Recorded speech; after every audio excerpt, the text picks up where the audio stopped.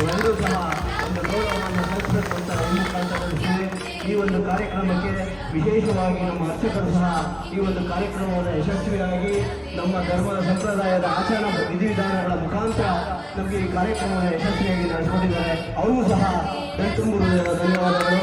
ಈ ಕಾರ್ಯಕ್ರಮಕ್ಕೆ ನೀವೆಲ್ಲರೂ ಒಂದು ಭಕ್ತಿಯಿಂದ ತಮ್ಮ ಇಷ್ಟಾರ್ಥಗಳನ್ನು ನೆರವೇರಿಸಲು ಬಂದಿದ್ದೀರ. ನೀವೆಲ್ಲರಿಗೂ ಸಹ ತುಂಬ ಹೃದಯಪೂರ್ವಕವಾದಂಥ ಧನ್ಯವಾದಗಳು.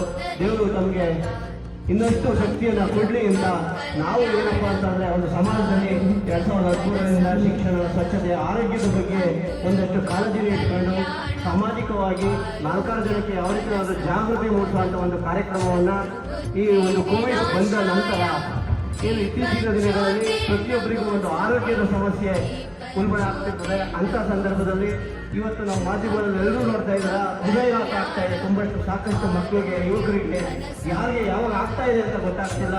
ಕಾರಣ ಏನು ಅಂದರೆ ನಮ್ಮ ಇತ್ತೀಚಿನ ಕೆಲಸದ ಒತ್ತಡಗಳಲ್ಲಿ ಮತ್ತು ನಮ್ಮ ಆಹಾರ